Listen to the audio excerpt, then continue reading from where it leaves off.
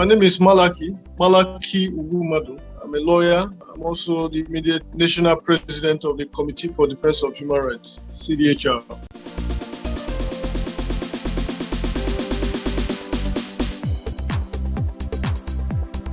Well, essentially, it is gratifying to note that Nigeria is still on course in our democratization experience, in the sense that for over 2 decades now, we have practiced civil rule, which is a big deal considering where we are coming from with the persistent and intermittent interference of the military in the body polity of Nigeria. To that extent, it's commendable that Nigeria has managed to record that milestone. Having said that, it is regrettable that we experienced all that we witnessed with respect to the February 25th presidential and National Assembly elections in Nigeria. Now, that disappointment is anchored on the hope, against the hope and expectation, particularly the assurances that the election management body, albeit Independent National Electoral Commission, under Professor Mahmoud, gave to the Nigerian people in no mistaken terms. It was clear they didn't suffer any ambivalence. They came long in terms of assurances, but we saw, regrettably, what characterized that election, from issues of late arrival of election materials, which of course underscored the humongous logistic problem, that perennial problem of logistics. You will recall that it has played out at every major election, whether main or off-season election. We also saw technological glitches, as though we didn't have a full grasp and control and expertise in leveraging on technology, which has largely redefined the whole process. At the point where we needed it most, which was to effectively transmit the results of the election from the polling units to the INEC RF portal. It became a challenge. The curiosity was heightened when the results for the National Assembly members were not as problematic in terms of transmission as agreed or provided by the INEC guidelines. That became a source of worry, in the sense that supposing that paid off and it worked as planned, at least to the extent of the assurances that were given, we would have recorded serious milestones in the consolidation of our efforts. It appears to so many people that whereas we had seen the way, we were unable to travel the route. We were unable to travel that way. So that was a sore point. Another area of concern, of course, was the heavy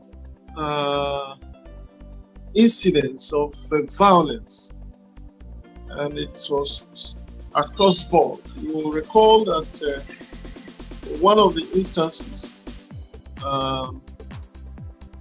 which captures the whole case about violence in that election was the young woman, the middle-aged woman who was stabbed in the face. But it also explains the resilience of the Nigerian people this time, particularly the youth, to own their country, to retrieve and recover Nigeria from the decadent political elite. And how did it play out? The same woman who was seriously stabbed in the face, almost lost her eye, merely went for first aid and came back to the polling center. I salute her courage, I salute her resilience, I salute her for being part of the history of our. But that is not to say that there are no, because I'm asked to evaluate my take. What's my take? How do I evaluate that election? To a very large extent, that election also made very loud statements along the lines of the possibility that abound. The possibility that abound in our people to actually get it right. It was an election in which it became clear that you can no longer entirely rely on money bags. Granted that money played some role, but if you just oppose that with the cases of loss, election defeats in strategic places involving political leaders, you will see that the money did not quite pay off. It wasn't so much dependent on how deep your pocket was. Recall that so many governors who had identified the Senate in particular as a retiring or retirement home lost their election gallantly, fair and square. And we can mention so many of them, including some of the G5 governors, from Ugwummadu of Enugu State to Samuel Otom of Benue State, Governor of Plateau State, and so on and so forth. And it also threw up very, very young, relatively unknown faces. That was a plus.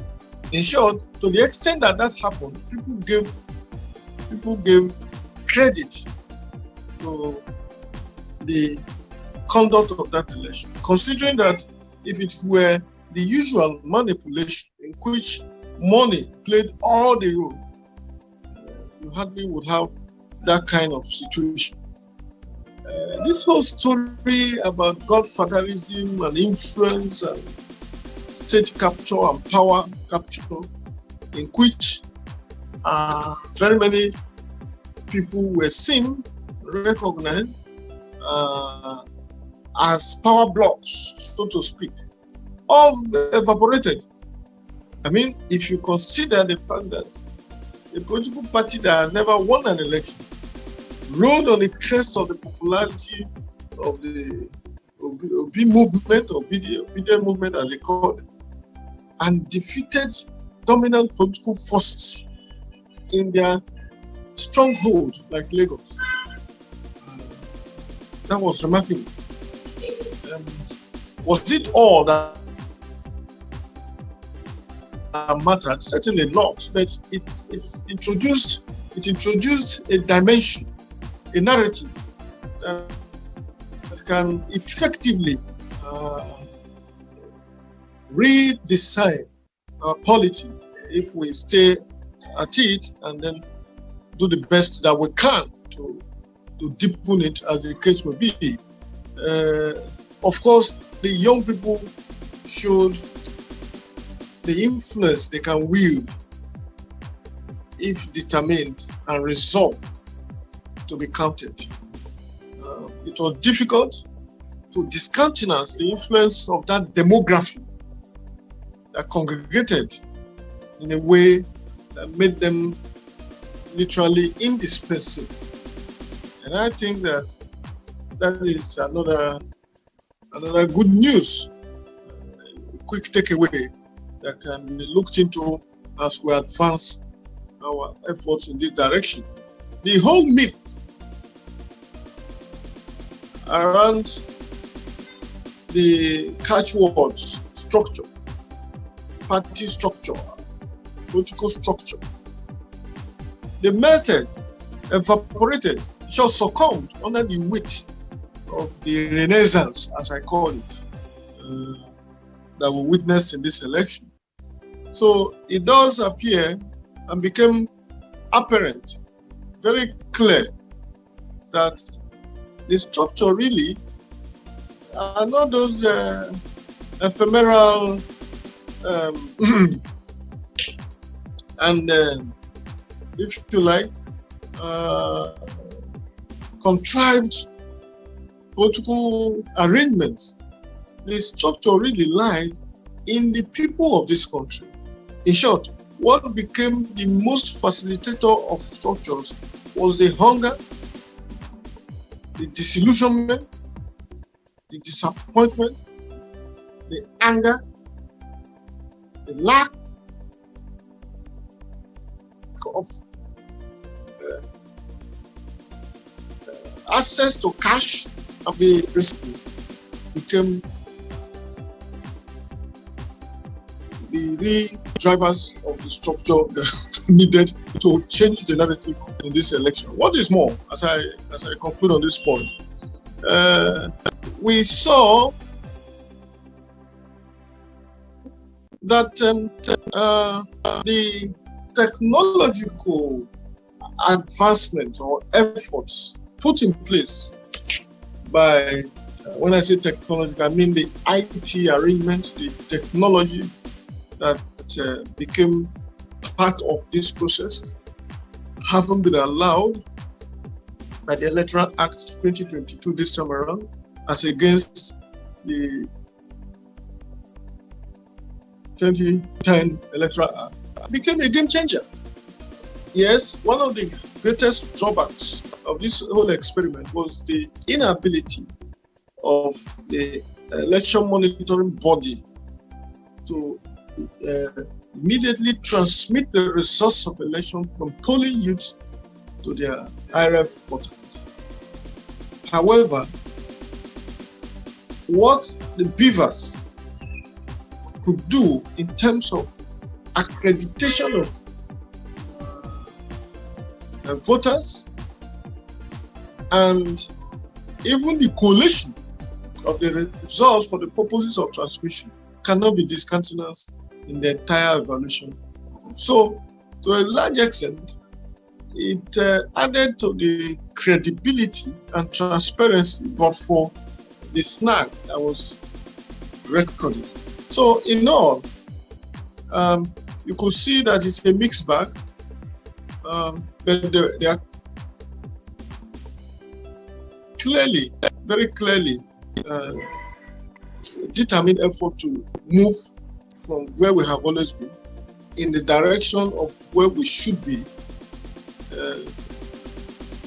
But the outcome has also thrown up a couple of challenges that has remained recurrent and almost insurmountable, particularly the logistic problems, which can be reviewed one way or the other. Not forgetting the violence that attended the process all across the board. I just gave a single one to capture what it was that almost marred the election. Thank you.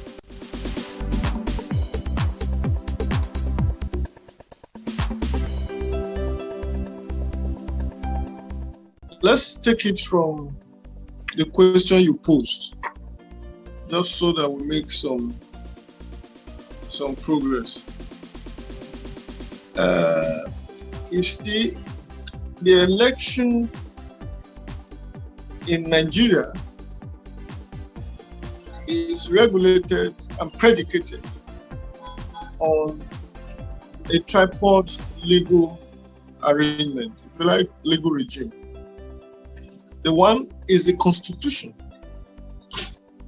which is the ground norm that vests in the election management body, which is INEC, the powers to organize, to conduct, and to supervise. Those are three powerful words to use in terms of locating the wide powers of an institution. And in this regard, I am referencing paragraph F in the third schedule to the 1999 Constitution. Similarly, you have the Electoral Act, which was amended only recently. So the Electoral Act 2022, as well as INEC guidelines. Now, in the hierarchy of laws, as lawyers, what you could describe the INEC guidelines and regulations is like what you call subsidiary legislations. They are subsidiary because they come in to fill the gaps that probably were omitted in the main legal framework, like I just mentioned, the Constitution and the Act of the National Assembly, which is the Electoral Act. In this regard, the questions will be posed with respect to the Electoral Act. Yes,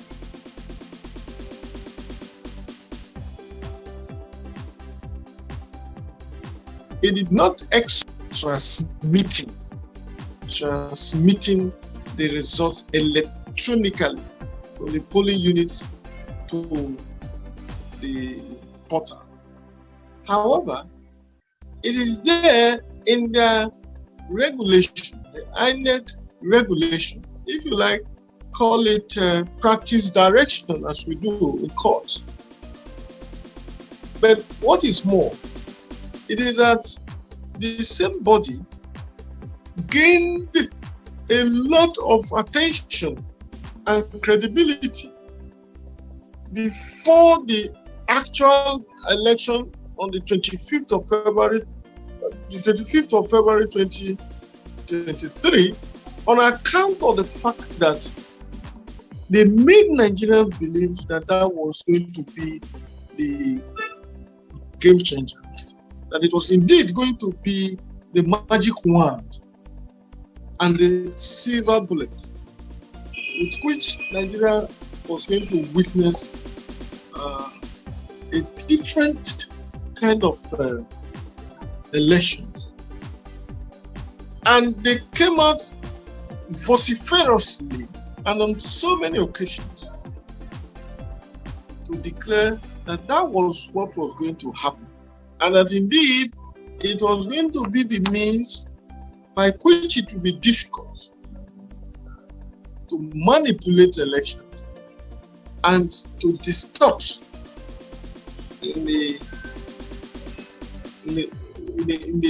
distort the results of election in the way that it had always happened in the past. So we take it that it is an afterthought to now begin to recount and give the impression that it was never what was intended. But let's face it, what would you characterize the entire sermons and preachment of somebody like my very good friend, Festus Okoye. What was it about all the hot air he had around him? It was because there was going to be this one silver bullet magic wand known as the beavers, and that once that was in place, it was going to be difficult to manipulate any form of election. So it is too late in the day. It's also too little in the day to begin to consider, as it were, that there can be any valid explanation other than what we know it to be. Thank you.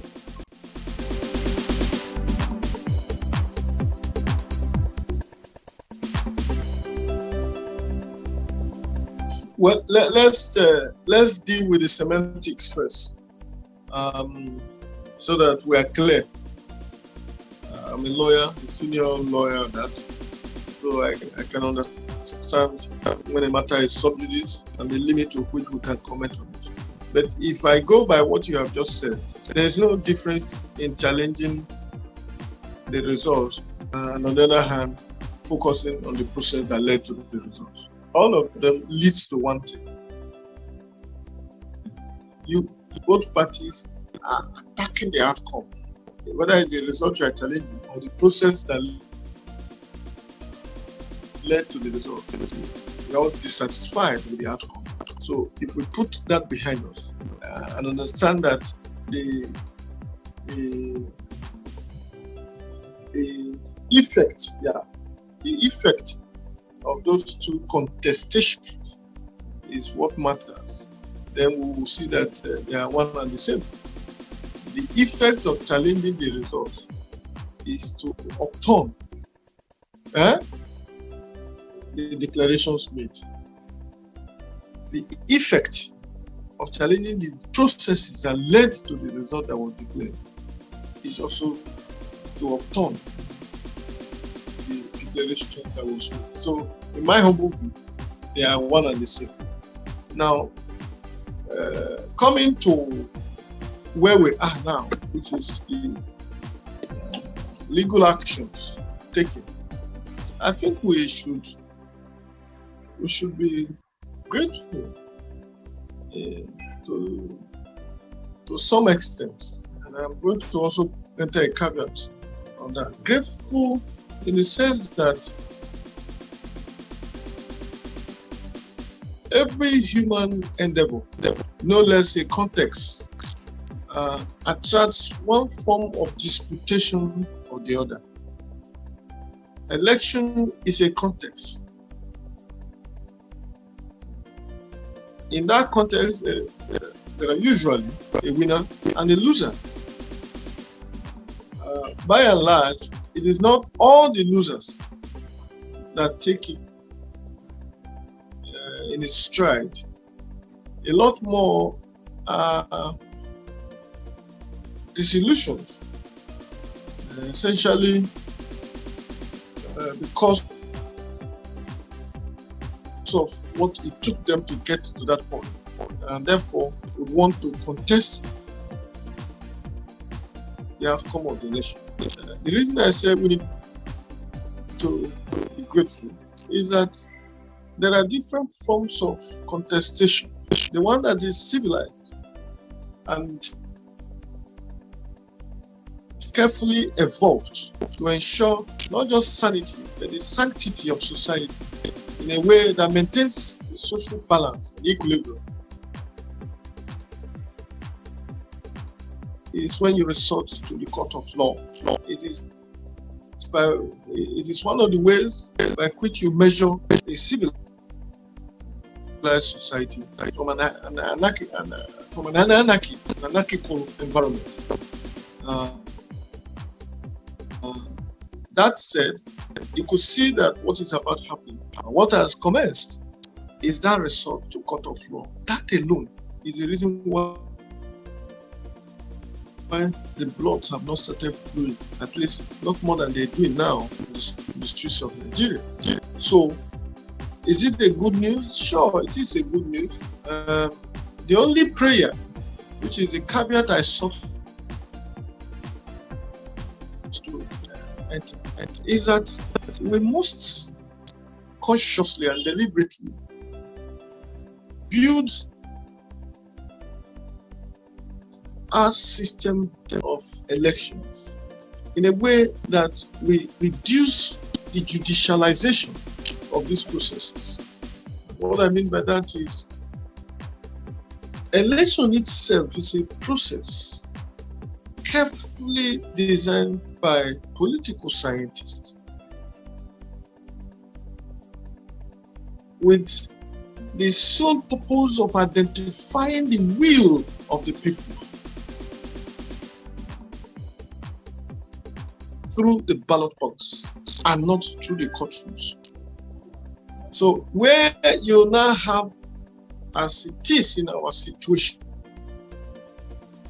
where in which every election, presidential, national assembly, state central assembly, gubernatorial, local government, ends up in the Supreme Court, where you have, at the most, constitutionally speaking, at the most, 21 justices of the Supreme Court. At the most. That is, assuming without conceding that you will ever have 21 justices of the Supreme Court. That doesn't still vest in these few persons the capacity, good as it is, limited as it has become, but necessary as we have found it, to be able to locate the will of the people better than through universal adult suffrage.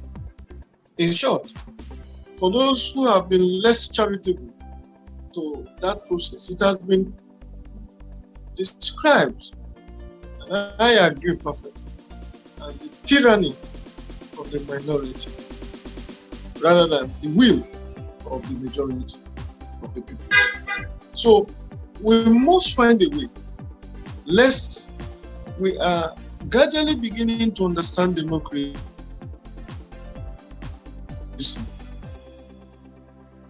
as the government of the people, for the people, but as defined by the Supreme Court, or the judiciary. I believe we can do better.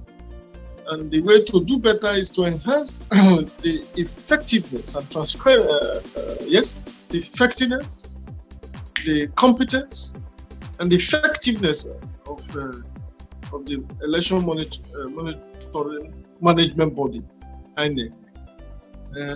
It must be done because the more we travel far in the woods regarding these disputations, the more confidence we take away from the process, and the less enthusiastic the people who are supposed to constitute the electorate become. Now, I give you a very sad but practical example of what I'm saying. About 93 million Nigerians registered to participate in this process. About 83 million Nigerians collected their PVCs preparatory to be part of this process. Then what is the shocker? Nigeria as a whole could not muster up to 25 million electorates who participated in this election. How do we know? Just add up the votes that are said to have garnered even the frontline political parties and candidates. And you come to that conclusion. So what is the percentage of participation? Now, this point is important for the very technical reason that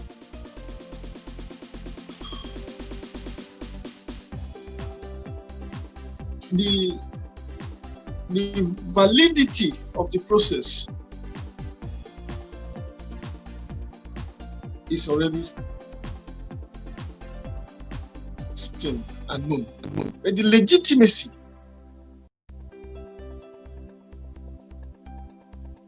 of the process is far flung and in short was not realized.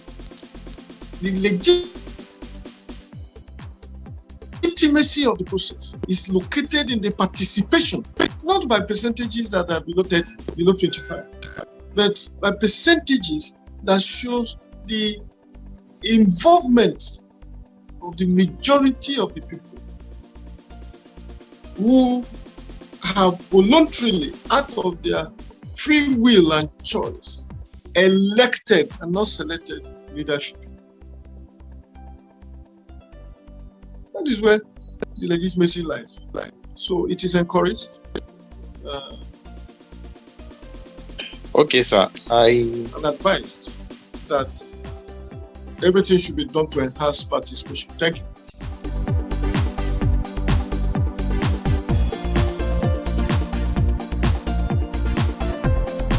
It is not a one source problem. It is multidimensional and it is vertical. So you have mentioned one of them. And the irony of it, which has become the poverty of the situation, is that the same government that threw Nigeria into that hardship, regardless of which agency of the government, whether CBN or whatever agency, that same government also is returned, I'm talking of that political party, is also returned as the victor in this election. That is very telling. Secondly, but that point is a major point. You cannot be, you probably will be missing the point if you expect that people who are hungry, who are unable to access their money, hard-earned money, to be able to keep body and soul together, will be junketing from one polling unit to the other, all in the name of casting their vote. That requires another level of consciousness and political sophistication. The average Nigerian, who have been so badly beaten and battered and dislocated, merely would want to deploy the remainder of the energy in them to lick their wounds and stay recoil to themselves. It is only in society where you have a robust middle class, a rigorous middle class, that you can see the engagement that the people treated this way can give. Otherwise, the way and manner of humanity is such that once you are so weakened, so intimidated, so demobilized, you need to seek to survive first before performing your civic duty. So that point is a major. The second is that people were equally scared of the violence. Not many people thought that the scale of violence that was witnessed was going to be the only kind of violence that will be unleashed. Do not forget that prior to that election, and even during the election day, there were serious rumors and campaigns of calumny along our fault lines of ethnicity, tribalism, and even religion. So there were so many videos making the rounds where people were pointedly told to leave the environment if they were not known or perceived to be supporters or sympathizers of certain political parties. I mean, that was heating up the environment. And for people who may have thought of voting, that remembered the potency of those threats would rather stay in their respective houses, hoping against hopes that one way or the other, the country will manage to scale through the situation. What is more, the credibility and the trust quotient was at its lowest ebb in terms of the perception that the Nigerian people have. You see, this is where some of us got not just disappointed, but very angry with the way INEC turned out. If you know how much hope and confidence that the people have invested in this process this time around, you know that the kind of mistakes and excuses were given should have been completely avoided, just so that we could start gradually but steadily our march towards reclaiming our country. Our people should realize that that election process presents before us as a people a great opportunity to change the narrative and turn around the course of our democratization essence.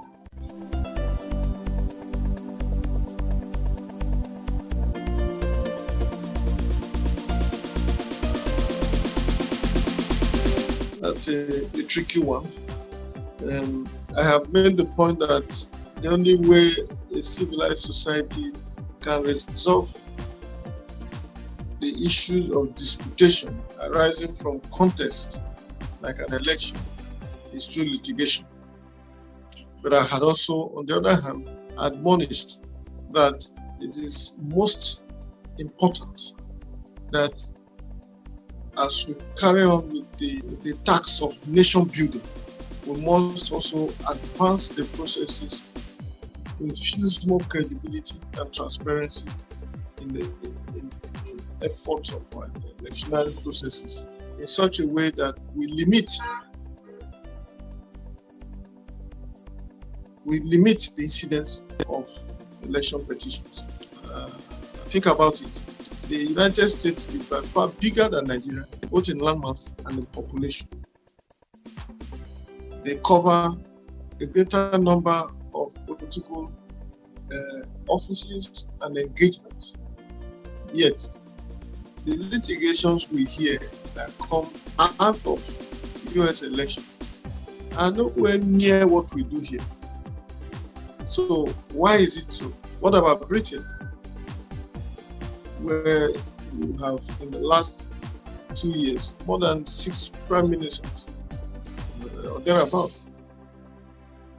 So I make the point that whereas it is a civilized way to engage, the will of the Nigerian people with respect to the leadership recruitment process is better assessed through the ballot box than what we are doing presently. So I recognize that the Electoral Act is quite new. It is actually Electoral Act 2022 that repealed the 2010 Electoral Act. And there used to be very clear 4 grounds, the basis of which an election petition will be instituted. Now, one of them has been removed. And what that tells me is that even from the standpoint of the legal regime, the legislatures are already, taking minimal steps to ensure that it is not in all circumstances that you can venture into election petitions. It used to be that if you have issues with the qualification of whoever it was that contested the election, that can become a ground for election petition. If there was non-compliance with the rules and regulations and of course the laws of the process, that can become a ground for an election petition. Then if there was, as could be established through evidence, corruption and corrupt activities, including, that you can establish, including rigging and election manipulations that attended the process, you can contest that election. In the 2010 electoral, the fourth one used to be where you were validly nominated by your party, but illegally excluded. Then you can bring an election petition. And this whole game is bifurcated. There is pre-election matters and there is post-election matters. So I think that what is possible and practical and realistic is that we'll continue to have what we have, beckon at Nigeria to look in the direction of what is possible and best for us, which is focusing on growing the capacity and integrity and expertise of the election management body. And think about it. Think about the whopping amount of billions that were pumped into this process. I don't think that you can compare that with the kind of resentment. When I say compare, I'm not sure whether you can assess the enthusiasm and the joy of fulfillment that came out of this exercise with the kind of money that was pumped into it. Can we as a nation continue in this trajectory in which we deploy whopping amount of money, when there are other important and engaging responsibility of the state? So these are the issues.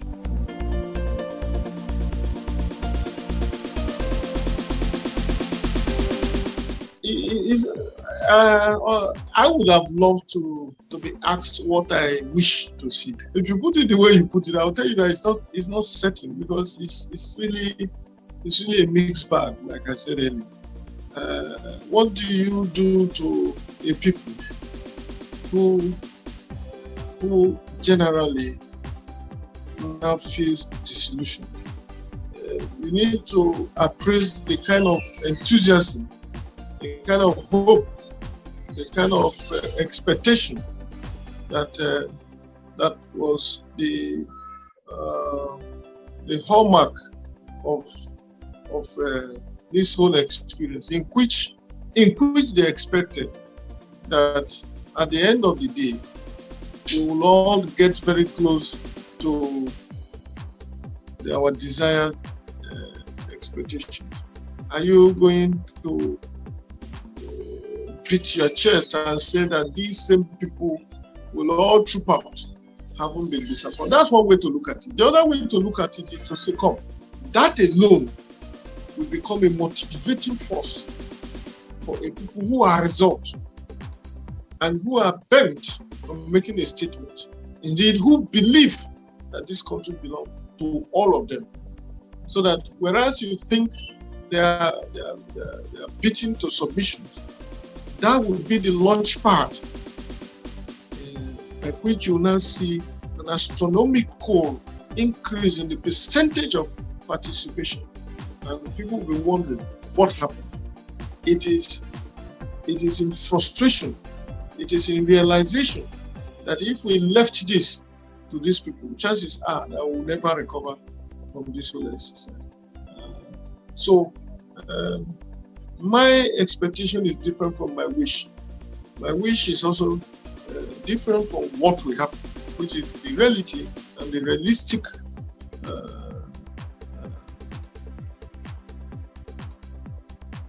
implication of what has happened. So I go with what I would have wished. Of course, to rebuild a nation, to recover the soul of a battered country. Chinua Achebe's last book before he passed away, the title is There Was a Country. The use of that past tense is instructive. That word meant and suppose that we are used to have a country, but we no longer have a country. The choice is ours. The ball is squarely in our court. The responsibility is ours to rise to this occasion, however difficult, that will fulfill our mission as transform on one, or will betray it. Thank you very much.